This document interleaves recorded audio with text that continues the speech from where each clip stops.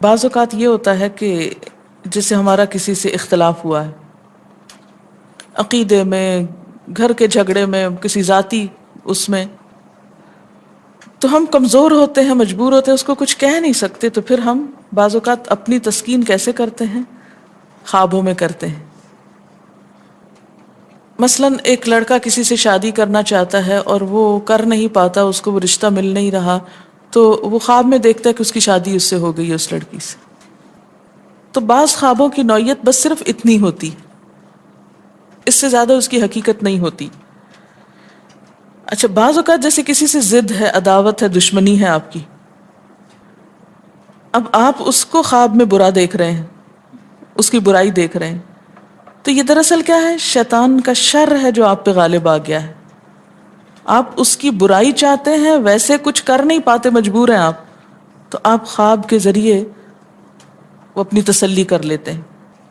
خواب انسانی زندگی میں بعض اوقات بہت اہم کردار ادا کرتے ہیں۔ حدیث کے مطابق خواب 3 طرح کے ہوتے ہیں۔ نمبر 1، اپنے ہی دل کی بات، حدیث و نفس،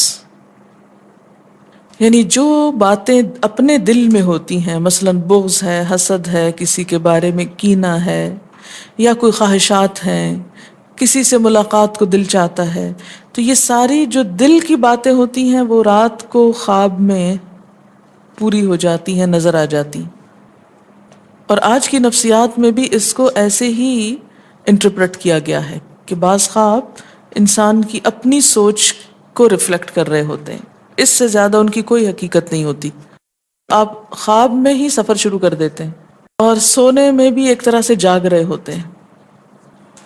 دوسری قسم کی خواب شیطان کا ڈراوا، شیطان کے وسوسے، یہاں سے شیطان کی ایفیشنسی بھی معلوم ہوتی ہے۔ نہ صرف یہ کہ وہ جاگتے میں آپ کو مختلف برے خیالات سجھاتا ہے، بلکہ سوتے وقت بھی نہیں پیچھا چھوڑتا، اور خصوصاً اگر انسان آیت الکرسی وغیرہ نہ پڑھ کر سوئے تو شیطان پاس ہی منڈلاتا رہتا ہے اور کوئی موقع جانے نہیں دیتا، حتیٰ کہ خواب میں بھی انسان کو ڈراتا ہے۔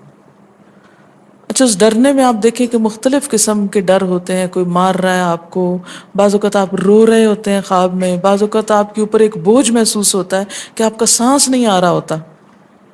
یہ سب تصرفات شیطانی ہوتے ہیں۔